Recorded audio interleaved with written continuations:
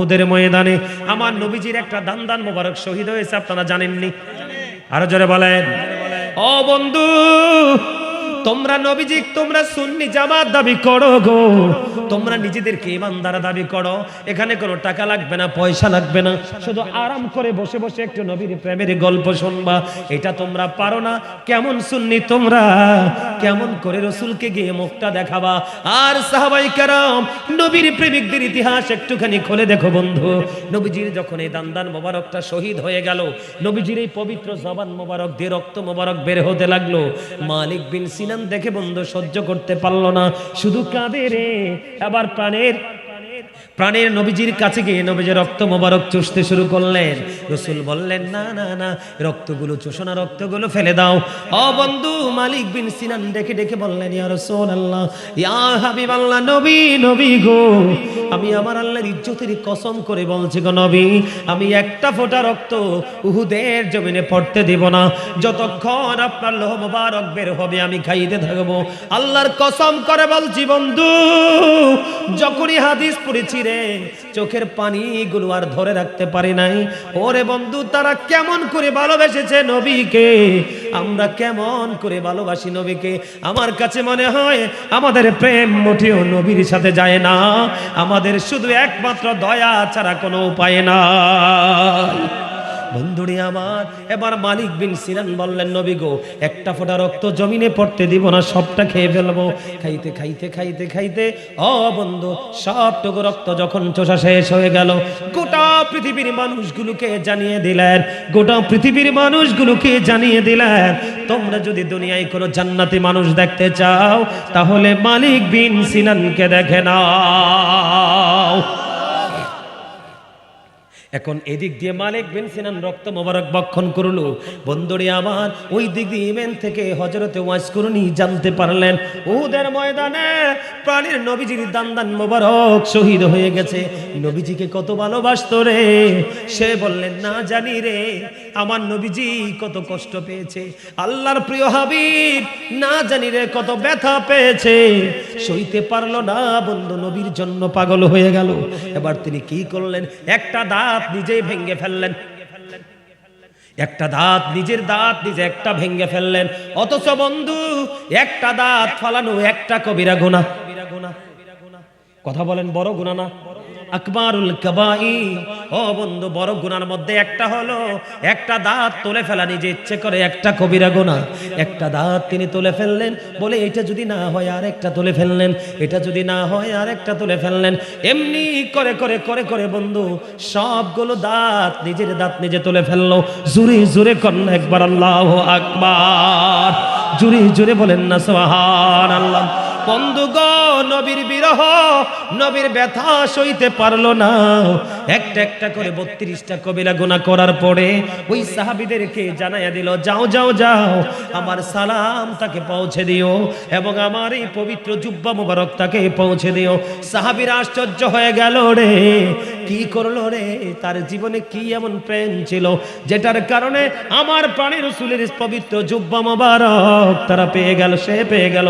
এবার বন্ধু সাহাবীরা দুজন চলে গেলেন, যাওয়ার পরে গিয়ে দেখলো একেবারে জীর্ণ শীর্ণ একটা কুটিরের মধ্যে হযরতে ওয়াইস করুনি, এই ঘরে নাকি ফেরেশতারা পর্যন্ত জলস আকারে আসে।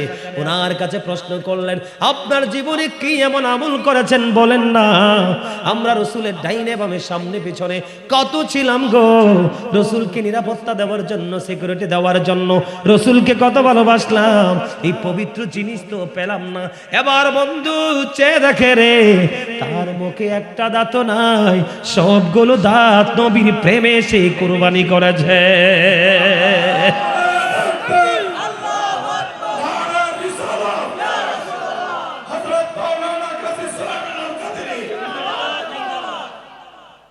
আপনি আমি নবীকে ভালোবাসি দাবি করি, টুপি পরলে রাসূল খুশি হয়, হয় না?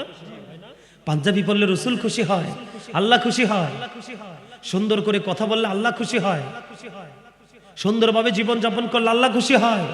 আমরা রাসূলকে ভালোবাসি, কিন্তু রাসূলের কাজ করি না, ঠিক কিনা বলেন? আপনারা কি জানেন রাসূল কত দামি? দাইলামি শরীফের মধ্যে এসে যে বন্ধ হাদিস খানা, হাদিসের রাবি হলেন হযরতে আনাস রাদিয়াল্লাহু তাআলা আনহু।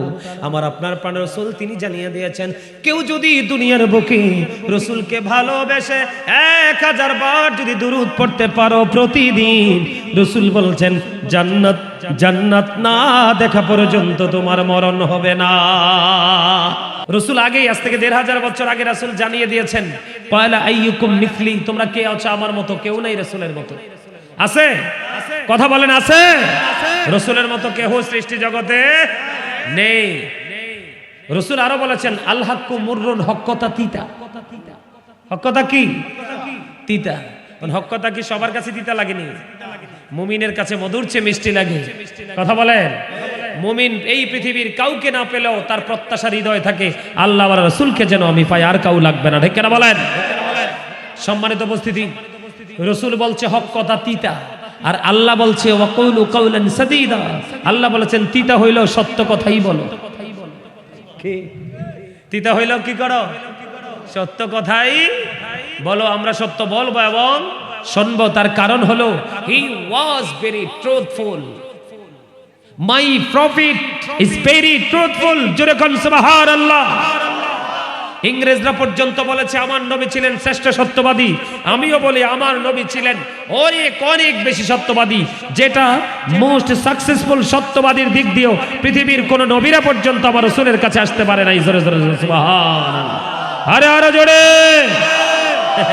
আপনি গায়ের জোর রাখছেন কীর্তেন, কবরে গিয়ে মারামারি করতে পারবেন না। মারামারি যা করার হেনে করে যান। কিও হেনে গেলে মারামারি করতে পারবে? আল্লাহর কাছে সবচেয়ে পছন্দের মানুষ হলো শক্তিশালী মানুষ। তার মানে শক্তিশালী ইমানদার।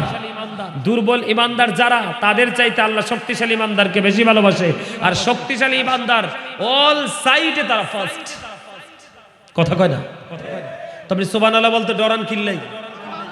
আর জোরে, আর জোরে, আর জোরে। বেটা তোরা ফোলা পাইন সর্দি যে আশেপাশে যে খাল বিল দেখছি, এই জল আর মাছ খাইলে আর মাঠের ফসল তুললে খাইলে তো বেটা শহরের সাইডটারে একজনে ধরে রাখতে পারবি বেটা।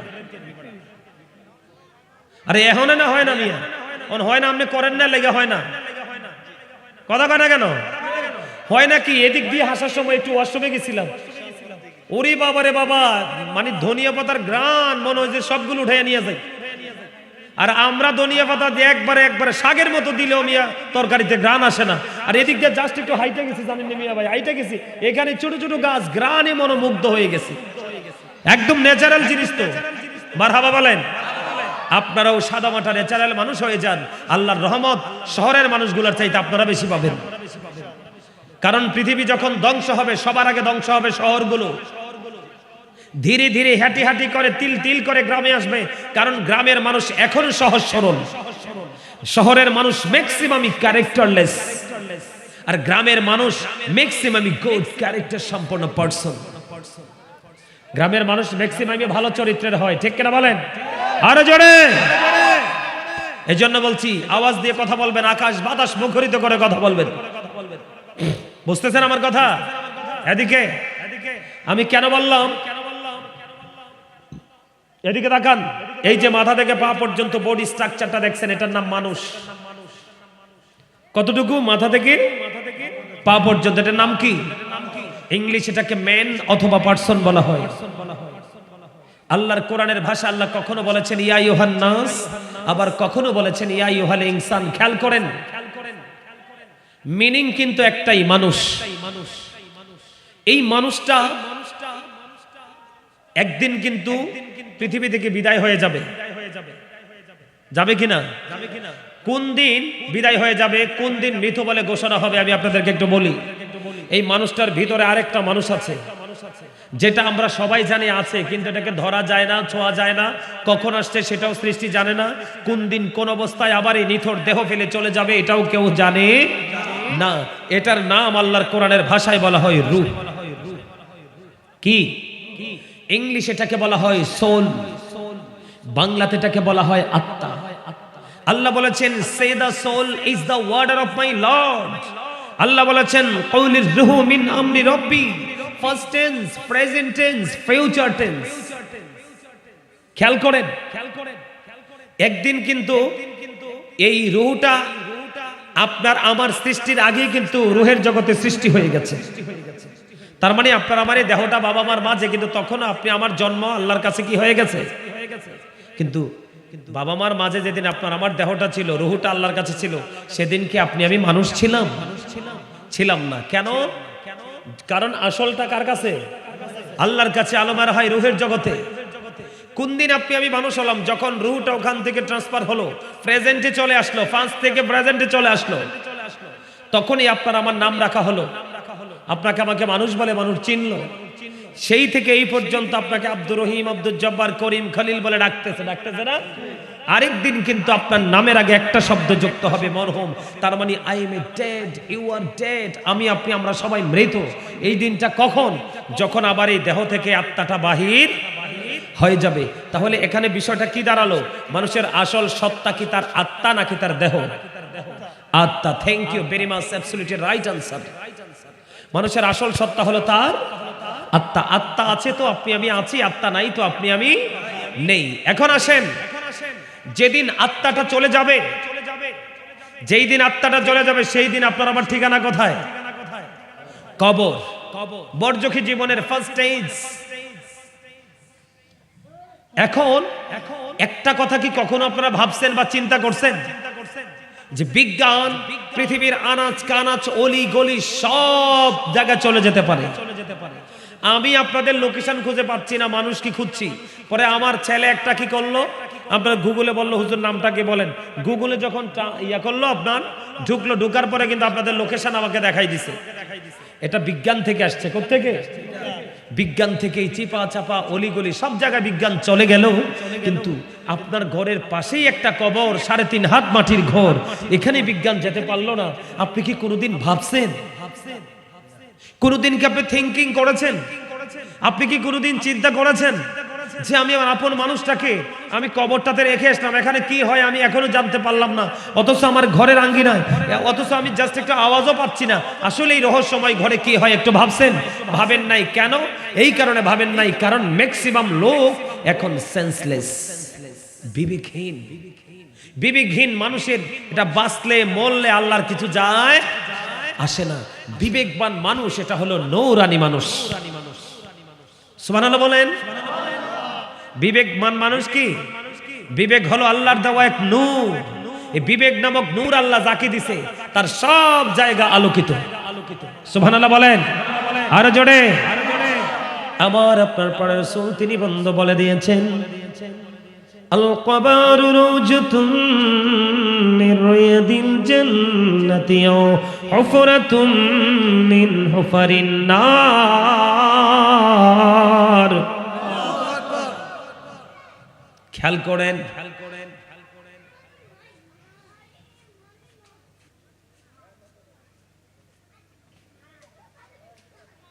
কথা বললে কিন্তু খবর আছে। আমি আগেই বলছি, যার কথা বলার ইচ্ছা বাড়ি চলে যাও। এটা ক্লাস। আপনারা যদি সবাই নিজেকে ছাত্র মনে করতে পারেন, তাহলে আজকে এখান থেকে কিছু নিয়ে যেতে পারবেন। আর যদি বলেন হামসে বড়া কোন হে।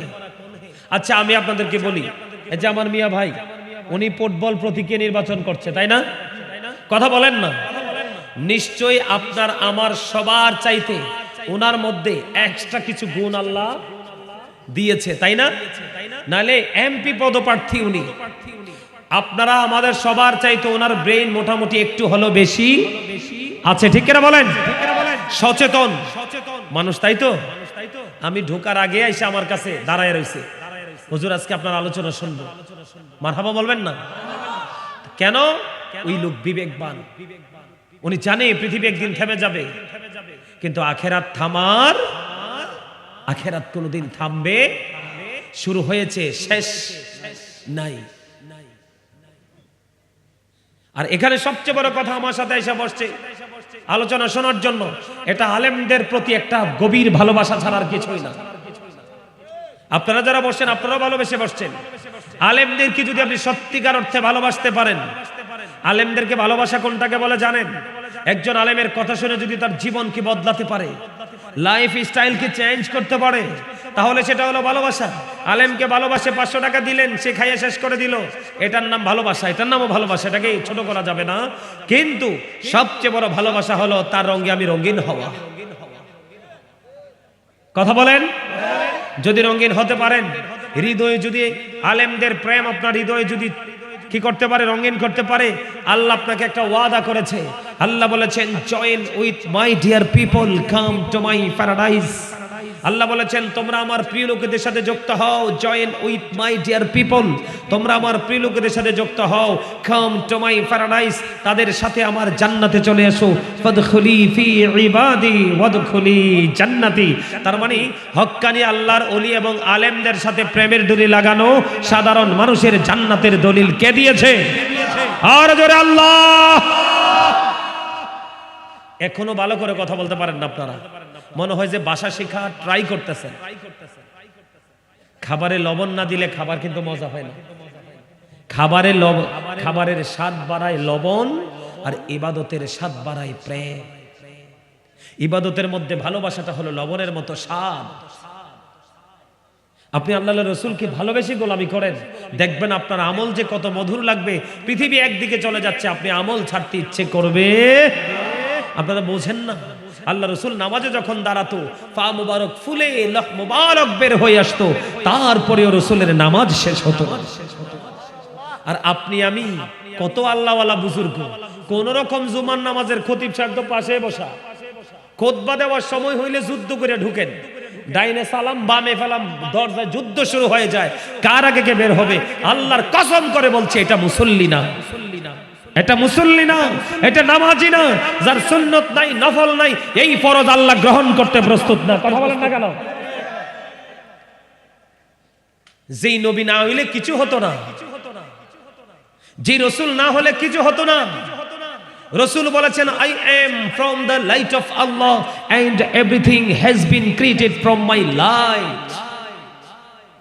রাসূল বলেছেন, আমি আল্লাহর নূর থেকে, সৃষ্টির প্রত্যেকটা বস্তু আমি নবীর নূর থেকে। হাদিসে কুদসিতে এসেছে, লাউলাকা লামা খালাকতুল আফলাক, আমি যদি আপনাকে সৃষ্টি না করতাম কিছুই সৃষ্টি করতাম না। লাউলাকা লামা আজহারতু রাবুবিয়াতি, আমি যদি আপনাকে প্রকাশ না করতাম আমি প্রভুর প্রভুত্ব প্রকাশ হতো না। সেই নবী যদি নামাজে দাঁড়াইলে পা ফুলে যায়, রক্ত মোবারক বের হয়ে আসে, নামাজ শেষ হয় না। আপনার আমার কথার ঠিক নাই, চলার ঠিক নাই, জমানের ঠিক নাই, খাবারের ঠিক নাই, কোনো কিছু ঠিক নাই। এত অপরাধের পরে আবার কমার্শিয়াল নামাজ পড়তে যাই, এত সহজ না আল্লাহ পাওয়া। এখনকার মানুষ তো ভুলেই গেছে টুপি পরা। বিশেষ করে এখনকার বর্তমানে যুবক যুবতীদের একবারে ধ্বংসস্তূপে পরিণত হয়ে গেছে। একটা কোনটা হিন্দুর বাচ্চা, কোনটা খ্রিস্টানের বাচ্চা, কোনটা মুসলমানের বাচ্চা আইডেন্টিফাই করা একেবারে মুশকিল, কারণ তার মাথা ইহুদিদের মাথার মতো বানাই ফেলছে। কথা কয় না, না ভুল বললাম? আমি এখন যুবক ছেলেদেরকে দেখলে সালাম দিতে পারি না, কারণ আমার মধ্যে কনফিউশন, আমি কনফিউজ হয়ে যাই। আসলে কি এটা মুসলমানের বাচ্চা? কারণ মাথার যে চুলের স্টাইল পুরো ইহুদিদের স্টাইল, পোশাক পরার স্টাইল পুরো ইহুদিদের স্টাইল, অথচ ইহুদিরা বেঈমান কাফেরেরা আমাদের এগেইনস্ট পার্টি, আমাদের শত্রু না? বলছে কে?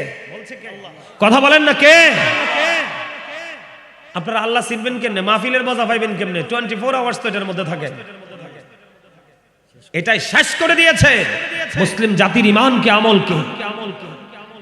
এই আপনার এখানে যদি কোনো বিষাক্ত সাপ কামড় দিয়ে হসপিটালে গেলে আপনি মেডিসিন পাবেন, ভালো হয়ে যাবেন, কিন্তু এই সাপের সবল যার বডিতে ঢুকেছে, এই সাপ যাকে কামড় দিয়েছে, এই সাপের বিষ নামানোর ওঝা পৃথিবীতে আদৌ আসবে কিনা আমি জানি না। কথা বলেন না কেন? আজকে আপনার ছেলেকে ভদ্র পোশাক ছেড়ে অভদ্র পোশাক পরতে বাধ্য করছে এটা। কথা কয় না? আপনার ঘরে মা বোন আছে, ওনারা ভদ্র নম্র ইসলামী পোশাক পরে আপনার উলঙ্গ পোশাক পরতে বাধ্য করেছে এটা। আপনি মাহফিল দিয়ে কি হবে আসল ওয়াজ না শুনতে পারলে? কি পরিমাণ সামাজিক অবক্ষয়, ধর্মীয় শিক্ষা তো নাই বললেই চলে। কথা বলেন, ধর্মীয় শিক্ষা যদি সাক্ষ্য দেখেন, দেখেন মিয়া ভাই, একটা ছেলে দুই একটা ছেলে ছাড়া ম্যাক্সিমাম ছেলেরা টুপি ছাড়া আসছে, অথচ টুপি মাথায় দেওয়া সুন্নাহ। মনে রাখবা, বেঈমান কাফেরেরা পাঞ্জাবি পরে দাড়ি রাখে কিন্তু টুপি পরে না টুপি হলো মুসলমান ইমানদারদের প্রতীক। আল্লাহ কোরআনে কি বলেছে? ইন্নাল কাফিরিনা কানু লাকুম আদুওয়াম মুবিনা, the heretics are the eternal enemy of the believers. ইমানদারদের প্রকাশ্য শত্রু হলো বেঈমান কাফেরেরা। আল্লাহ আরো বলেছেন ওয়াইদাত লিল কাফিরিন, বেঈমান কাফেরের জন্য বানাইছে জাহান্নাম। কিন্তু এই জাহান্নামে মুসলমান কেন যাবে? মুসলমানের বাচ্চা কেন যাবে? আল্লাহ বলেছেন ওয়াইদাত লিল মুত্তাকিন, মুত্তাকিনদের জন্য আল্লাহ জান্নাত বানিয়েছে। সুবহানাল্লাহ বলে না কেন? আমরা যারা আছি, আমরা ইমানদার মুসলমান, আমাদের জন্য বানাইছে কি? জান্নাত। আর বেঈমান কাফেরের জন্য, মূর্তি পূজকদের জন্য, প্রতিমাকে যারা স্মরণ করে, তাদের কাছে যে মাথা টাকা, তাদের জন্য বানাইছে জাহান্নাম। কিন্তু তাদের জাহান্নামে আমরা কেন যাব? কারণ আমরা ইহুদিদের রঙে রঙিন হয়ে গেছি। আপনি কিছু মনে করবেন না, বলবো একটা সত্য কথা। এই যে আপনার ছেলেরা, ম্যাক্সিমাম ছেলেদের পরনে জিন্স প্যান্ট, জিন্স প্যান্ট পরলে কি একটা পুরুষের লজ্জাস্থানকে ঢাকা থাকে না ফাঁকা থাকে? বলেন। নামাজে যখন রুকু দেয়, রুকু দিলে পিছনের কাতার থেকে তার লজ্জাস্থানটা আরেকজন মানুষ অনায়াসে দেখতে পায়। যিনি তোমার লজ্জাস্থান দেখতে পেল, তার চোখের জিনা হয়েছে, এটার জন্য দায়ী তুমি। জিনাল আইনুন নজরু, চোখের জিনা হলো দেখা, চোখের অপরাধ হলো দেখা। তুমি তাকে নোংরামির দিকে ধাবিত করছো। বলে হুজুর কেন আসলেন? এই পোশাক ইমানদারের জন্য টোটাল হারাম, হারাম, টোটাল হারাম। আমি দলিল দেই কোরআন থেকে। হাদিস বললে বলবেন এটা জাল হাদিস, ধাক্কা মেরে ফেলে দিবেন আপনি। আমি কোরআন থেকে দলিল দেই।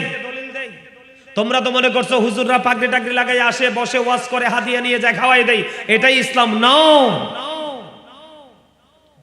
আল্লাহ কোরআনে বলেছে ইয়া বানি আদম কদ আনজালনা আলাইকুম লিবাসান ইউওয়ারি সাওআতিকুম ওয়ারিশান ওয়া লিবাসুত তাকওয়া যালিকা খায়র।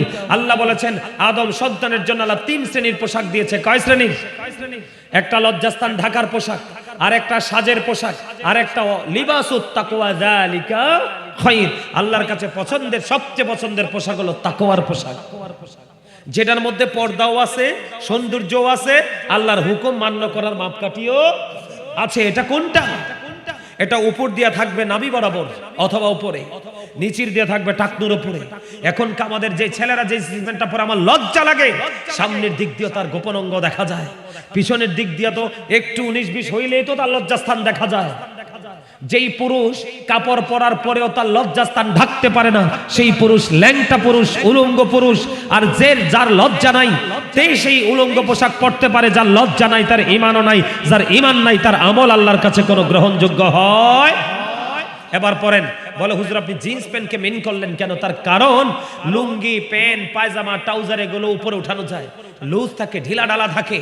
হুজুরদের কথা শুনে এটাকে শরীয়তে সীমা রেখায় আনা যায়, কিন্তু জিন্স প্যান্ট এত একটা ক্রিটিক্যাল, এই প্যান্টটা উঠানো যায় না। তার কারণ ইহুদিদের একটা অপকৌশল, নারীদের জন্য পোশাক তৈরি করেছে পাতলা। নারীরা শাড়ি পরার পরে দেখবেন তাদের অঙ্গ দেখা যায়, ওড়না পরার পরে চুল দেখা যায়, বডিটা কালো না সাদা দেখা যায়। রাসূল বলেছেন যেই নারী পোশাক পরার পরেও তার অঙ্গ দেখা যায়, সেই নারী উলঙ্গিনী নারী। তাকে বলা হয়, আরেকটা নারী আছে তাকে বলা হয় পুরুষের মতো চলে, মর্দা মহিলা। তাদের জন্য জাহান্নামে খাবার হলো তিনাতুল খাবাল। ইয়া রাসূলুল্লাহ, ইয়া হাবিবাল্লাহ, নবী গো, ও প্রাণের নবী, এই তিনাতুল খাবালটা কি গো নবী? আমার নবীজি জানিয়ে দিলেন আরেকটা জাহান্নামী যখন মরে পচে, সে যখন দুর্গন্ধযুক্ত হয়ে যাবে, পচে যখন দুর্গন্ধযুক্ত হয়ে যাবে, আমার রাসূল জানিয়ে দিয়েছেন এই যে পুঁজ বের হবে, পচে যে লিকুইড হয়ে যাবে, এ বন্ধু এই দুর্গন্ধযুক্ত পচা পুঁজটা হলো তিনাতুল খাবাল। এটাই ওই পুরুষ নারীদেরকে খাইতে দেওয়া হবে। জোরে জোরে বলেন না নাউজুবিল্লাহ। ভয়ঙ্কর কথা দেখেন।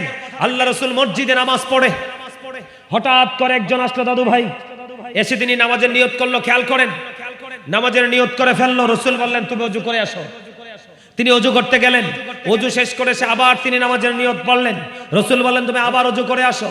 ওযু করে এসে তিনি আবার নামাজের নিয়ত বাঁধলেন। রাসূল বললেন তুমি ওযু করে এসে, এমনি করে করে তিনবার বললেন ওযু করে আসো। তৃতীয়বার রাসূলকে প্রশ্ন করা হলো, ইয়া রাসূলুল্লাহ, তাকে বারবার বলছেন ওযু করার জন্য, কেন গো নবী? আমার নবীজি বলছেন চেয়ে দেখো তার পোশাকটা টাকনুর নিচে। আল্লাহর কথা ছিল তার পোশাক নিচে দিয়ে থাকবে টাকনুর উপরে। এই পোশাক পরে কিয়ামত পর্যন্ত নামাজ পড়তে পারবে, আল্লাহ তার নামাজ কবুল হবে না। জোরে জোরে কর নাউজুবিল্লাহ। এই কারণে আপনার আমার বাচ্চা নামাজ পড়ার পরে মানুষ হতে পারে না, এটা অমানুষে থেকে যায়। ঠিক কিনা বলেন? ওমা কি ভুল কথা কইছি? সূরা আনকাবুতে আল্লাহ কি বলেছেন? ইন্নাস সালাতা তানহা আনিল ফাহশাই ওয়াল মুনকার। নামাজ মানুষকে খারাপ কাজ থেকে বাঁচিয়ে রাখে। যেই নামাজ পড়ার পরেও এত বড় জঘন্য অপরাধ ছাড়তে পারলেন না, আপনি কখনোই নামাজি হতে পারেন না। ঠিক কিনা বলেন? আমার কথায় অনেকের রাগ হইতেছে। আজকের পরে এই জীবনে আমার আর দেখবেন? আমি আজকে আপনাদেরকে টিচার হিসাবে আপনাদের কাছে আসছি, বক্তা হিসাবে নয়। আমি আলোচনা শিরোনাম দিয়েছি, আপনাদের আলেমরা বুঝতে পেরেছে। আমি আজকে শিরোনাম দিয়েছি কি জানেন? হেডলাইন বোঝেন তো? আমি আজকে আলোচনা শিরোনাম দিয়েছি ইয়া আইয়ুহাল্লাযীনা আমানু কু আনফুসাকুম ওয়া আহলিকুম নার। আল্লাহ বলেছেন, O believers, save yourself and your families from the fire. আল্লাহ ইমানদারকে ডাকছে, কোন বেঈমান কাফের মুশরিক মুনাফিককে নয়। আল্লাহ বলেছেন, save yourself and your families from the fire. তুমি জাহান্নাম থেকে বাঁচো, তোমার পরিবার আহলকেও বাঁচাও। আপনারা তো আমার পরিবারের অংশ, কারণ আপনারা আহলুস সুন্নাত ওয়াল জামাত। কথা কয় না? আপনারা সুন্নি জামাত না হইলে আমারা দাওয়াত দিতেন না তো। কারণ রাসূল বলেছেন, আহলুস সুন্নাহ ওয়াল জামাত ইজ দ্য বেস্ট পার্টি। এটা হলো শ্রেষ্ঠ দল। এটার জন্যই শুধুমাত্র ঘোষণা আসবে, গো টু প্যারাডাইস, জান্নাতে চলে যাও। সুবহানাল্লাহ কয় না দি? আর জোরে। বিরক্ত হচ্ছেন? খারাপ লাগছে? এগুলো কি বলতে পারবো? কেউ কষ্ট পাবেন না তো? এবার আসেন, উপর দিয়ে কি বরাবর? সবাই বলেন, নাইলে ভুলে যাবেন। 3 বার বলেন, উপর দিয়া বলেন, পুরোটা বলেন, উপর দিয়ে পুরোটা বলেন। শুধু নাভি বরাবর বললে হবে না, উপর দিয়ে নাভি বরাবর বলতে হবে। বলেন, আবার আবার নিচে দিয়ে টাকনুর উপরে, নিচে দিয়ে টাকনুর উপরে, নিচে দিয়ে টাকনুর উপরে। এই কন্ডিশনে পোশাক পরা ইমানদার পুরুষের জন্য ফরজ। এবং পর্দা, নারীর যেমন পর্দা করা ফরজ, পুরুষের পর্দা করা ফরজ। পুরুষের পর্দা হলো নাভি থেকে টাকনুর উপর পর্যন্ত ঢেকে রাখা। জোরে কন্যা সুবহানাল্লাহ। তবে বুকটা, এই জায়গাটা শেষ। আমার রাসূলের চেস্ট মোবারক কিন্তু কেউ দেখে নাই, এটাও ঢেকে রাখা সুন্নাত। এখন তো আমরা ফলা ভাই না কি করে জানেননি, পুরাটা গুতাম থাকে, এই জায়গাটা খুললা বাপ রে বাপ কি বেড়াগিরি দেখায়। নাউজুবিল্লাহ খান। আরো জোরে। এই বেটা, তোরে আল্লাহ সুন্দর করে বানাইছে, মানুষের দেখার যে মানুষের মুখ লাগাই দিব তো। কাইল বাদে পশু কবি, মা আর বুকটা ব্যথা করে। তোমার স্বভাব ভালো না তো বুক ব্যথা করবো না? কথা বলেন।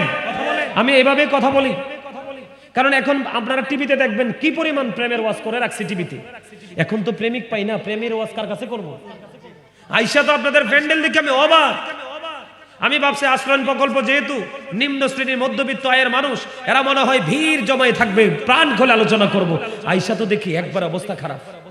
ওই আমার দাদার আগ হয়ে গেছে, উঠতে জাগিতেছে। আবার আইবো? আচ্ছা যাক, শুরুতে জিকির করছে সুন্দর করে, আইলে না আইলে নেবাজ যে ঘুম দেখ। মারহাবা গন। আরো জোরে, আরো জোরে। আই তো বুঝছি তো, একটু মজা করলাম আর কি, হাসনের লাই। এদিকে তাকান।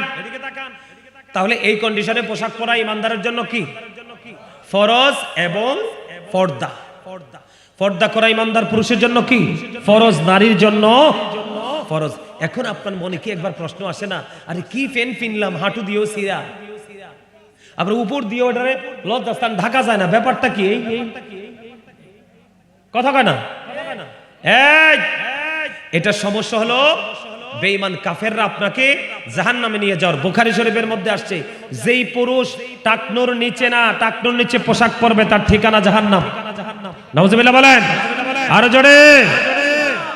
এখন এই পোশাক পরবেন, চুল কি স্টাইল করে কাটবেন? অনেক সমস্যা আছে আপনাদের, যেগুলো আমি বলে শেষ করতে পারবো না। আমার অনলাইন থেকে আলোচনা শুনে এগুলো শিখবেন। যদি মোবাইল থাকে এক এক দিন এক একটা ওয়াজ শুনবেন, আশা করি জীবন বদলে যাবে। এদিকে তাকান, আমি ছিলাম কোথায়? কবরে। কোথায়? কবরে। আমার আপনার প্রাণের রাসূল তিনি বন্ধু বলে দিয়েছেন, আল কবরু রাউজাতুম মিন রিয়াদিল জান্নাতি ওয়া হুফরাতুম মিন হুফারিন নার। আমার রাসূল বন্ধু বলে দিয়েছেন কবরটা জান্নাতের একটা বাগান হবে রে, আবার জাহান্নামের একটা গর্ত হবে। কারো কারো জন্য কবর হবে জান্নাতের বাগান, আবার কারো কারো জন্য কবর হবে জাহান্নামের একটা বড় ভয়ঙ্কর জায়গা। বন্ধু, যার কবরটা জান্নাত হবে, এটা হতে পারে বৃদ্ধ বৃদ্ধা, যুবক যুবতী, যেই বয়সেরই হোক না কেন, তার ঈমান যদি মজবুত হয়, তার ঈমান যদি মজবুত হয়, আমল যদি টেকসই হয়, ভুল ত্রুটি মানুষের থাকবে, ভুলের ঊর্ধ্বে কেউ নয়, ভুল থাকবে, কিন্তু ভুল হলে তওবা করবা, আল্লাহ তোমাকে ক্ষমা করে দিবে। বন্ধু, যে যার কবরটা জান্নাত হয়ে যাবে, ও বন্ধু, তার কবরটা দৈর্ঘ্যে প্রস্থে 70 গুণ প্রশস্ত হয়ে যাবে, নূরের আলোয় আলোকিত হয়ে যাবে।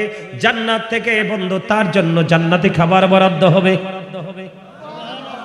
সুবহানাল্লাহ বলেন। এটা কি সহজ মনে করছে? দৈর্ঘ্যে প্রস্থে 70 গুণ প্রশস্ত, নূরের আলোয় আলোকিত হয়ে যাবে, জান্নাতের গালিচা বিছাই দেওয়া হবে। সূরা বাকারাতে আসছে ইনদা রাব্বিহিম ইউরযাকুন, দে রিসিভ ফুড ফ্রম আল্লাহ।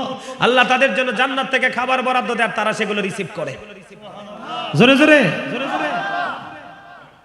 আর বন্ধু, ওই যে বললাম যারা ইহুদিদেরকে ফলো করে, দাড়ি রাখে না, টুপি পরে না, পাঞ্জাবি পরে না, সুন্নাত মোতাবেক নবীর কথা মতো চলে না, ওই মন মানুষ যখন কবরে যাবে রে, তাকে বন্ধু প্রশ্ন করা হবে, কিন্তু সে উত্তর দিতে পারবে না। সে বলবে লা আদ্রি, আমি কিছুই জানি না, আমি কিছুই বুঝি না, আমি কিছুই পারি না। বন্ধু, ও বন্ধু, ওই যে একটু আগে বললাম ইহুদিদের জন্য বানাইছে আল্লাহ জাহান্নাম, কিন্তু মুসলমান কেন জাহান্নামে যাবে? কারণ আমি আপনাদেরকে জানানোর জন্য আজকে এখানে নিয়ে এসেছি। সে জানবে না, বলবে না, তার কারণ কোন আলেমকে জীবনে হৃদয় দিয়ে ভালোবাসতে পারে নাই, তার থেকে কোনোদিন ভালো কিছু শিখতে পারে নাই। ইহুদি নাসারাদের রঙে রঙিন হয়ে শুটিং করে দুনিয়াতে চলাফেরা করেছে। যখন সে বলবে আমি কিছু জানি না, আমি কিছু বুঝি না, আমি কিছুই বলতে পারি না, ও বন্ধু, গায়েব থেকে আওয়াজ আসবে রে, মাটিকে বলা হবে মাটি, মাটি রে, তোমার ব্যবহার তুমি শুরু করে দাও। এবার মাটি বন্ধু এমন ভাবে চাপ দেবে, আল্লাহ রাসূল বলেছেন চাপের চোটে বন্ধু এক একটা হাড় আর একটা হাড়ের মধ্যে ঢুকে যাবে, চিৎকার করবে, হাহাকার করবে, ও গো মালিক, কি হলো গো, কেমন হলো গো, কেন হলো গো? ও বন্ধু, চিৎকার করতে থাকবে, কিন্তু সেদিন সে কোনো উপকার পাবে না। তার কারণ কি আমি একটুখানি বলে দেই। আল্লাহ কোরআন শরীফে সূরা ইউনূসের 44 নম্বর আয়াতে বলেছেন, ইন্নাল্লাহা লা ইয়াজলিমুন নাসা শাইয়্যান ওয়ালাকিন্নান নাসা আনফুসাহুম ইয়াজলিমুন। আল্লাহ বলেছেন আল্লাহ বান্দার উপর জুলুম করে না, বান্দা নিজেই নিজের উপর জুলুম করে। খেয়াল করেন, ওয়াল্লাহু লা ইউহিব্বুজ জালিমিন, যারা অত্যাচার করে আল্লাহ তাদেরকে পছন্দ করে না, ভালোবাসে না। এরপরে আল্লাহ বলেছেন ওমানিজ জালিমিনা মিন আনসার, জালেম যখন বিপদে পড়ে যায়, অত্যাচারী যখন বিপদে পড়ে যায়, আল্লাহ তাদের জন্য কোনো সাহায্যকারী রাখে না। এখন আপনার মনে প্রশ্ন আসতে পারে, বলে জুলুম বলতে হুজুর কে বোঝান? এই যে আজকে আপনি টুপি ছাড়া চলে আসছেন ইচ্ছে করে, এটা আপনি আপনার উপর জুলুম করেছেন, কারণ একটা সুন্নাত মারি দিয়ে দিয়েছেন। এই যে আপনি লম্বা পাঞ্জাবি পরা সুন্নাত, আপনি সুন্নাত পাঞ্জাবি ঘরে থাকার পরেও পড়েন নাই, আপনি একটা সুন্নাতকে কবর দিয়ে দিয়েছেন। অথচ একটা সুন্নাত জিন্দা করে আপনি মরতে পারলে 100 শহীদের মর্যাদা নিয়ে জান্নাতে প্রবেশ করতে পারবেন। এই আমলগুলো কেন করতে পারেন না? এই যে দেখেন, এই যে হলুদ টুপি, এই যে ছেলেটা, ওই যে বাচ্চা কোলে, এত সুন্দর করে জিকির করছে, আর একটাও জিকির করতে পারেনি ওর মতো, ওই ছেলেটার মতো।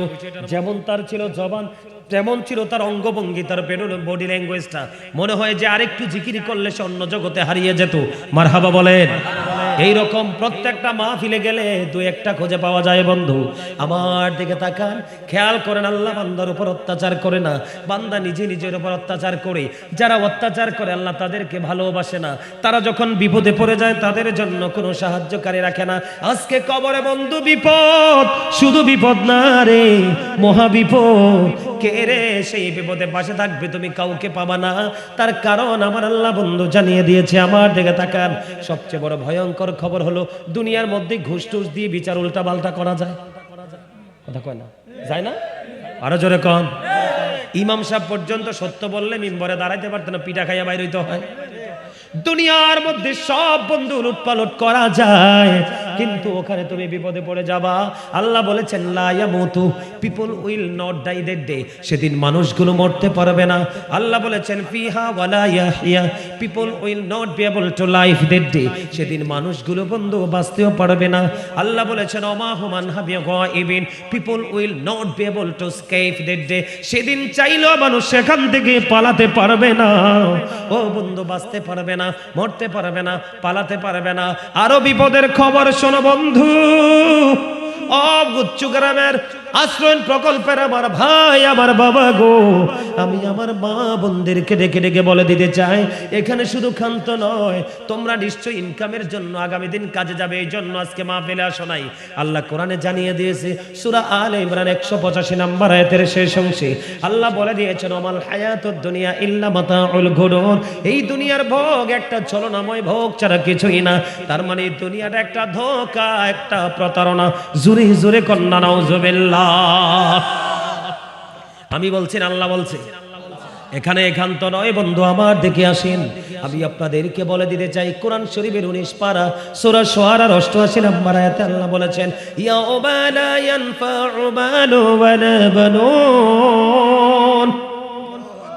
আল্লাহ বলে দিয়েছে বন্ধু, আপনি যে সম্পদের জন্য, যে সন্তানের জন্য আল্লাহ রাসূল বলে গিয়ে আপনি পাগল পারা হয়ে গেলেন, আমার আল্লাহ জানিয়ে দিয়েছে কোরআন শরীফের 19 পারা সূরা শুআরার 88 নম্বর আয়াতে আল্লাহ বলে দিয়েছেন আপনার ধন সম্পদ সন্তান সন্ততি একটাও কোনো কাজে আসবে না।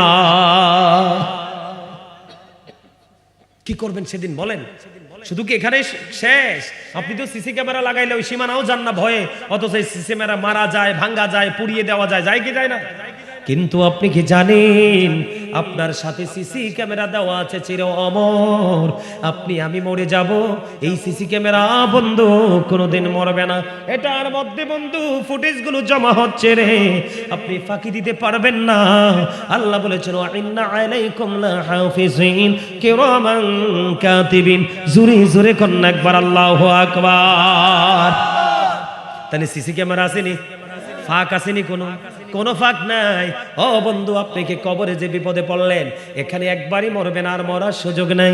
এই জন্য আল্লাহ বলেছেন লা ইয়ামুতু, এই যে তোমাকে চাপলো জিন্দা, এখন যদি বন্ধু একটা হাতের আড্ডি আর একটার মধ্যে ঢুকে সইতে পারবেন? পাঁজরের হাড় যদি একটা আরেকটার মধ্যে এইভাবে ঢুকে যায়, আপনি নিতে পারবেন? ও বন্ধু, দুনিয়াতে তো মরা যায়, ওখানে মরা যাবে না, ওখানে বাঁচাও যাবে না, ওখান থেকে বন্ধু অদৃশ্য হওয়া যাবে না। আপনি কি চাইলে দৌড় দেবেন? না না না। আল্লাহ বলেছেন ইন্না বাতশা রাব্বিকা লাশাদীদ, the seizing of Allah is difficult. আল্লাহর ধর, আল্লাহর পাকড়াও বন্ধু বড় শক্ত, বড় কঠিন। আল্লাহ বান্দাকে খুব শক্ত করে ধরবে। ইন্নাল্লাহা সারিউল হিসাব, Allah is quick to take account. Allah হিসাব গ্রহণে অত্যন্ত তৎপর। জোরে জোরে একবার বলেন আল্লাহু আকবার। আরে যুবক, কেমন করে ঘরে বসে আছো রে? কেমন করে রাস্তায় ঘোরাঘুরি করছো? দুনিয়ার সব বুঝলা, কিন্তু আল্লাহ রসুলের প্রেম বুঝলা না। কবরে গেলে তোমাকেও কেউ কোনো দয়া করবে না। কার কাছে যাবা তুমি? কার আশ্রয় নিবি তুমি বন্ধু? শুধু এখানে একান্ত নয়, আরো খবর আছে। তুমি বলতে পারবা না মনে মনে যে কেন জানি আমার এই অপরাধটা হলো। এই জন্য আল্লাহ বলে দিয়েছেন কোরআন শরীফের 30 পারা সূরা ইনফিতরে ইদাস সামাউ ফাতারাত ওয়া ইদাল কাওয়াকিবু তাথারাত وَإِذَا الْبِحَارُ فُجِّرَتْ وَإِذَا الْقُبُورُ بُعْثِرَتْ عَلِمَتْ نَفْسٌ مَا قَدَّمَتْ وَأَخَّرَتْ। ও বন্ধু শোনো শোনো শোনো, ও বন্ধু আশ্রয়ণ প্রকল্পের ভাই, আমার বাবা গো, মা বোনদেরকেও ডেকে ডেকে বলছি গো, শোনো, আমার আল্লাহ জানিয়ে দিয়েছে ওই হাসরের দিন, কিয়ামতের দিন তোমরা দেখবে। আল্লাহ বলেছেন ইদাস সামাউ ফাতারাত, আসমান সেদিন ভেঙে যাবে, টুকরো টুকরো হয়ে যাবে, তারকাগুলো ঝরে ঝরে পড়বে, সমুদ্রটা সেদিন উদ্বেলিত হয়ে যাবে। আল্লাহ বলেছেন ইদাল কুবুরু বুসিরাত আলিমাত নাফসুম মা কদ্দামাত ওয়া আখরাত। কবরটাও সেদিন ওপেনিং করা হবে। এই পৃথিবীর মানুষ, আপনি আমি, আমরা কে কি করেছি আর কি করিনি প্র্যাকটিক্যালি দেখতে পারবো, জানতে পারবো। তাহলে কাউকে দোষ দেওয়ার কোনো সুযোগ আসেনি। আফসোস করার কোনো সুযোগ আছে নাই রে বন্ধু, নাই। এই জন্য আমি তোমাদেরকে বন্ধু বলে দিতে চাই, তোমরা হৃদয় উজাড় করে বন্ধু কথাগুলো শোনো। আমি তোমাদেরকে বলে দিতে চাই, হৃদয় খুলে বন্ধু তোমাদেরকে শুনতে হবে, না হয় বাঁচার কোনো উপায় নাই রে। ও বন্ধু, বাঁচার কোনো উপায় নাই। জোরে জোরে বলেন ঠিক না বা ঠিক? আরো জোরে বলেন। আপনারা বাঁচতে চান কি চান না? বাঁচতে চান না মরতে চান? কথা বলেন। আমরা দুনিয়াতেও বাঁচতে চাই, মরার পরেও জিন্দা থাকতে চাই। কথা বলেন না কেন? যদি জিন্দা থাকতে চান, আপনার জীবনে বন্ধু একটা কাজ করতে হবে। আমি জাহান্নামের ভয়াবহতার কথা বললাম না। ও বন্ধু, ওইদিকে গেলে অনেক সময়, এমনিতে আমার 1 ঘন্টা পার হয়ে গেছে। কি হয়ে গেছে? 1 ঘন্টা বন্ধু আমার পার হয়ে গেছে। আমি আপনাদেরকে বন্ধু বলে দিতে চাই, জাহান্নামের ভয়াবহতা নিয়ে টিভি থেকে শুনে নেবেন, করা আছে। আমি আপনাদেরকে বলে চাই, বাঁচতে যদি চান একটা কাজ আপনাদেরকে করতে হবে। হুজুর কোন কাজ? মদিনার নবীর সাথে প্রেমের ডোরি লাগিয়ে দেন। আল্লাহ বলেছেন, মাইয়ুতি'ir রাসূলা ফাকাদ আতাল্লাহ, হি ওবিস দা এবস্টিল ওবিস আল্লাহ। যে ব্যক্তি রাসূলের নির্দেশ মানলো, সে যেন আল্লাহর নির্দেশ মানলো। আল্লাহ বললেন, সে বলুন, ইফ ইউ ডু লাভ আল্লাহ, যদি তোমরা আল্লাহকে ভালোবেসে থাকো, ফলো মি মুহাম্মদ সাল্লাল্লাহু আলাইহি ওয়াসাল্লাম, মুহাম্মদ সাল্লাল্লাহু আলাইহি সাল্লামের অনুগত হয়ে যাও। আল্লাহ উইল লাভ ইউ, আল্লাহ তোমাদেরকে ভালোবাসবে। এন্ড ফরগিভ ইউর সিনস, আল্লাহ তোমাদের সমস্ত জীবনের গুনাহগুলি maaf করে দিবে। আল্লাহ বলেছেন, কুল ইন কুনতুম তুহিব্বুনাল্লাহ ফাত্তাবিউনি ইউহিব্বুকুমুল্লাহ ওয়া ইয়াগফির লাকুম যুনুবাকুম ওয়াল্লাহু গফুরুর রহিম। জোরে কন্না আল্লাহু আকবার। কেমন করে রসুলকে ভালোবাসতে হবে, কেমন করে রসুলের কথাকে মূল্যায়ন করতে হবে বন্ধু। তাবুক যুদ্ধের পূর্বে আপনারা আমার প্রাণের রসুল একদিন বললেন, তোমরা দান করো। খেয়াল করেন ও যুবক, তোমরা হৃদয় খুলে শোনো, কারণ আগামীর বাংলাদেশ ভবিষ্যৎ তোমাদের হাতে, তোমাদের বেশি শোনা প্রয়োজন। আর এবার ওমর মনে মনে চিন্তা করলেন, আমার জীবনে কোনোদিন আমি আবু বকরকে হারাতে পারি নাই, আমি জীবনে কোনোদিন আবু বকরের সামনে যেতে পারি নাই। আমার কাছে ভালো সম্পদ আছে গো, আমার কাছে ভালো মাল আছে, আজকে দানের মাধ্যমে আমি আবু বকরকে হারিয়ে দিব। আর আমরা দানের কথা কইলে লুকাই, আমার কথা কেন? 500 টাকাটা লুকাইয়া 5 টাকাটা বের করি, কথা কয় না কেন? আর আবু বকর ওমর কি চিন্তা করে? অথচ ওমরের জীবনে আমল আকাশের তারকার চাইতেও বেশি। তারপরে ওমর মনে মনে ভাবে, আমার জীবনে কোনোদিন আমি আবু বকরকে হারাইয়া সামনে যাইতে পারি নাই, আজকে রসুল বললেন দান করতে, আমার কাছে তো ভালো সম্পদ আছে, আমি দান করে দিব গো। ও বন্ধু, এই কথা বলার পরে এবার ওমর মনে মনে চিন্তা করলেন, আর সম্পদ নিয়ে রসুলের কাছে হাজির হলেন। আমার রসুল বললেন, ওমর, ওমর গো, আপনার কি খবর গো ওমর? ওমর রাদিয়াল্লাহু তাআলা আনহু বললেন, নবী গো, আমার যে সম্পদ আছে আমি অর্ধেক আপনার জন্য নিয়ে এসেছি। তোমার ফ্যামিলির জন্য কি রেখে এসেছো? ইয়া রাসূলুল্লাহ, ইয়া হাবিবাল্লাহ, নবী গো, আমি আমার ফ্যামিলি পরিবারের জন্য অর্ধেক রেখে এসেছি। এবার ওমরের চ্যাপ্টার ক্লোজ হয়ে গেল। এবার আবু বকর বন্ধু সামনে চলে আসলো। আবু বকরকে বলা হলো, আবু বকর, আবু বকর গো, আপনার খবর কি গো? এবার আবু বকর সিদ্দিক রাদিয়াল্লাহু তাআলা আনহু একটা ডাক দিয়ে বললেন, ইয়া রাসূলুল্লাহ, ইয়া হাবিবাল্লাহ, নবী গো, ও প্রাণের নবী, আমার যে সম্পদ ছিল গো নবী, আমি সবটুকু আপনার কদমে হাজির করেছি। জুড়ে জুড়ে কন্যা সুবহানাল্লাহ। ওমর কি আবু বকরকে হারাইতে পারছে? ওমর আনছে অর্ধেক সম্পদ, কে? আর আবু বকরকে প্রশ্ন করলো, আবু বকর বলল, নবী গো, আমি সব সম্পত্তি নিয়ে এসেছি। এবার আবু বকরকে বললেন, আবু বকর, তোমার আপনার ফ্যামিলির জন্য কি রেখে এসেছেন গো? আবু বকর উত্তর দিলেন, ইয়া রাসূলুল্লাহ, আমি আমার ফ্যামিলি পরিবারের জন্য আল্লাহ এবং আল্লাহ রসুলকে রেখে এসেছি। আজকে পারছিনি আবু বকরকে হারাইতে? পারে নাই, কোনোদিন কেউ পারে নাই, পারবেও না। সময় শেষ, ঠিক কিনা বলেন? আরো জোরে। আমার রাসূল বললেন, আবু বকরের সম্পদ আমার এত বড় কাজে লেগেছে, আর কারো সম্পদ আমার এত উপকারে আসেনি। এবার আবু বকরের 2 চোখ দিয়ে বন্ধু ঝর্ণার মতো পানি বের হতে লাগলো, আর কাঁদতে লাগলো, বলতে লাগলো, নবী, নবী গো, ও প্রাণের নবী, শুধু আমার সম্পদ না গো, আমার জীবনটাও আপনার জন্য কন্টিনিউ রেডি। জুড়ে জুড়ে কন্যা সুবহানাল্লাহ। ও বন্ধু, শুধু তাই নয় রে, আপনারা নিশ্চয়ই হযরতে ওয়াজ করুনির নাম তো শুনেছেন। কথা বলে না কেন? ওয়াজ করুনি কেমন নবীর প্রেমিক ছিল, কেমন করে রাসূলকে বন্ধু ভালোবাসতো, এমন হৃদয় ভরা ছিল তার প্রেমের। ও বন্ধু, ওনার বাড়ি ছিল কোথায়? ইয়েমেনে। কোথায়? আরো জোরে বলেন। উনি ছিলেন ইয়েমেনে। ও বন্ধু, লম্বা করে বলতে পারবো না। আমার রাসূল দুইজন সাহাবীকে দুইটা নিয়ামত দিলেন। কি? কয় তোমরা চলে যাও ওই পাগলের কাছে রে। একটা হলো নবীজির খেরকা মোবারক, তার মানে জুব্বা মোবারক, আরেকটা হলো সালাম। ও বন্ধু, আশেপাশে অন্যান্য সাহাবীরা তেরা মনে মনে ভাবতেছেন, ওনারা মনে মনে চিন্তা করে রাসূল এমন একটা নাম বলল, জীবনে কোনোদিন যুদ্ধে দেখি নাই, জীবনে কোনোদিন একই জামাতে নামাজ পড়তে দেখিনি, জীবনে কোনোদিন আমার নবীর সঙ্গে দেখি নাই রে। আমরা কত সাহাবীরা নবীকে সময় দিলাম, নবীজির সঙ্গে ছিলাম, আমাদের কারো নাম বলল না। কে রে সেই পাগল? ও বন্ধু, ধীরে ধীরে ধীরে চলে গেলেন ওয়াজ করুনির কাছে। যাওয়ার পরে বন্ধু, ও বন্ধু, আমি জানতে পেরেছি ওই যে ওয়াজ করুনির ছোট্ট জীর্ণ কুটিরটা, এটার মধ্যে ফেরেশতারা পর্যন্ত জলস আকারে এসেছে। এখন আমাদের দেশের আল্লাহু আকবার, ইয়া রাসূলুল্লাহ,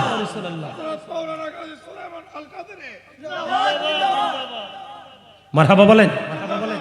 আরে আপনারা ইমাম দি পাগল, মারহাবা কন আরো জোরে, সুবহানাল্লাহ বলেন, সুবহানাল্লাহ বলেন আরো জোরে। দেখছেন না কিভাবে ধাক্কা মারছে হৃদয় গিয়ে? ওয়াজ করুনির ছোট্ট ঘরে, ছোট্ট কুড়ে ঘরে কি এসেছে? জুলুস আকারে ফেরেশতারা এসেছে। আরো জোরে কন না মারহাবা। একবার কি প্রশ্ন আসে না, কেন গো? ও বন্ধু, কেন গো এই ফেরেশতাগুলো আসলো? এখন আমাদের দেশে অনেক মোল্লা বের হয়েছে বন্ধু, মাদার গাছ দিয়ে বানাই না মোল্লা। আমার কথা কয় না? কয় এটি বলে বল, এগুলো বলে গল্প, কাল্পনিক নাকি ইচ্ছা? নাউজুবিল্লাহ বলেন না। বন্ধু, নবীজিকে কেমন করে ভালোবাসবা চিনো গো, জানো গো? রাসূলকে কেমন করে মহাব্বত করতে হয়? মদিনায় থাকা অবস্থায় বন্ধু 27টি যুদ্ধ হয়েছে। কয়টা? নবীজি মদিনায় থেকে ইসলামের জন্য 27টা যুদ্ধ করেছেন। এর মধ্যে সবচেয়ে বড় যুদ্ধ এই উহুদের ময়দানে। আমার দিকে তাকান, উহুদের ময়দানে আমার নবীজির একটা দান মোবারক শহীদ হয়েছে, আপনারা জানেননি? আরো জোরে বলেন। ও বন্ধু, তোমরা নবীজি, তোমরা সুন্নি জামাত দাবি করো গো, তোমরা নিজেদেরকে ইমানদার দাবি করো, এখানে কোনো টাকা লাগবে না, পয়সা লাগবে না, শুধু আরাম করে বসে বসে একটু নবীর প্রেমের গল্প শুনবা, এটা তোমরা পারো না। কেমন সুন্নি তোমরা? কেমন করে রাসূলকে গিয়ে মুখটা দেখাবা? আর সাহাবায়ে কেরাম নবীর প্রেমিকদের ইতিহাস একটুখানি খুলে দেখো বন্ধু। নবীজির যখন এই দান মোবারকটা শহীদ হয়ে গেল, নবীজির এই পবিত্র জবান মোবারক দিয়ে রক্ত মোবারক বের হতে লাগলো, মালিক বিন সিনান দেখে বন্ধু সহ্য করতে পারলো না, শুধু কাঁদে রে। আবার প্রাণের নবীজির কাছে গিয়ে নবীজির রক্ত মোবারক চুষতে শুরু করলেন। রাসূল বললেন, না না না, রক্তগুলো চুষো না, রক্তগুলো ফেলে দাও। ও বন্ধু, মালিক বিন সিনান ডেকে ডেকে বললেন, ইয়া রাসূলুল্লাহ, ইয়া হাবিবাল্লাহ, নবী নবী গো, আমি আমার আল্লাহর ইজ্জতের কসম করে বলছি গো নবী, আমি একটা ফোঁটা রক্ত উহুদের জমিনে পড়তে দিব না, যতক্ষণ আপনার লোহ মোবারক বের হবে আমি খাইতে থাকবো। আল্লাহর কসম করে বলছি বন্ধু, যখনই হাদিস পড়েছি রে, চোখের পানিগুলো আর ধরে রাখতে পারি নাই। ওরে বন্ধু, তারা কেমন করে ভালোবেসেছে নবীকে, আমরা কেমন করে ভালোবাসি নবীকে। আমার কাছে মনে হয় আমাদের প্রেম মোটেও নবীর সাথে যায় না, আমাদের শুধু একমাত্র দয়া ছাড়া কোনো উপায় নাই। বন্ধুরে আমার, এবার মালিক বিন সিনান বললেন, নবী গো, একটা ফোঁটা রক্ত জমিনে পড়তে দিব না, সবটা খেয়ে ফেলবো। খাইতে খাইতে খাইতে খাইতে ও বন্ধু, সবটুকু রক্ত যখন চোষা শেষ হয়ে গেল, গোটা পৃথিবীর মানুষগুলোকে জানিয়ে দিলেন, গোটা পৃথিবীর মানুষগুলোকে জানিয়ে দিলেন, তোমরা যদি দুনিয়ায় কোনো জান্নাতি মানুষ দেখতে চাও, তাহলে মালিক বিন সিনানকে দেখে নাও। এখন এদিক দিয়ে মালিক বিন সিনান রক্ত মোবারক বক্ষণ করলো। বন্ধুরে আমার, ওই দিক দিয়ে ইয়েমেন থেকে হযরতে ওয়াজ করুনি জানতে পারলেন উহুদের ময়দানে প্রাণের নবীজির দান মোবারক শহীদ হয়ে গেছে। নবীজিকে কত ভালোবাসতো রে, সে বললেন, না জানি রে, আমার নবীজি কত কষ্ট পেয়েছে, আল্লাহর প্রিয় হাবিব না জানি রে কত ব্যথা পেয়েছে, সইতে পারলো না বন্ধু, নবীর জন্য পাগল হয়ে গেল। এবার তিনি কি করলেন, একটা দাঁত নিজেই ভেঙে ফেললেন, একটা দাঁত, নিজের দাঁত নিজে একটা ভেঙে ফেললেন। অথচ বন্ধু একটা দাঁত ফালানো একটা কবিরা গুনাহ। কথা বলেন, বড় গুনাহ না? আকবারুল কাবাইর। ও বন্ধু, বড় গুনার মধ্যে একটা হলো একটা দাঁত তুলে ফেলা, নিজে ইচ্ছে করে একটা কবিরা গুনাহ। একটা দাঁত তিনি তুলে ফেললেন, বলে এটা যদি না হয় আর একটা তুলে ফেললেন, এটা যদি না হয় আর একটা তুলে ফেললেন।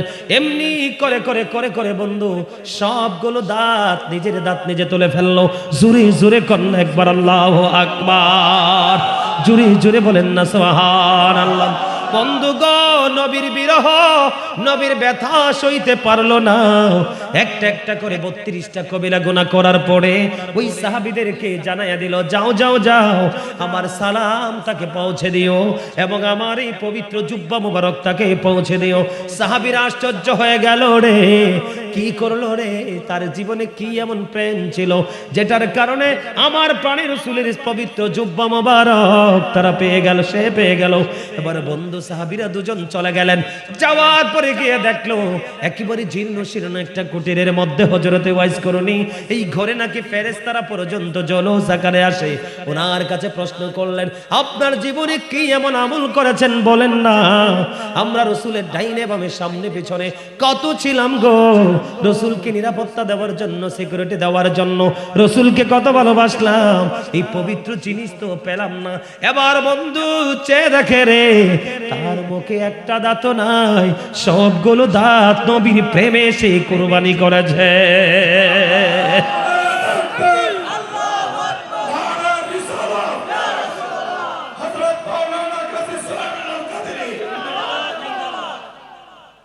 আপনি আমি নবীকে ভালোবাসি, দাবি করি, টুপি পরলে রাসূল খুশি হয়, হয় না?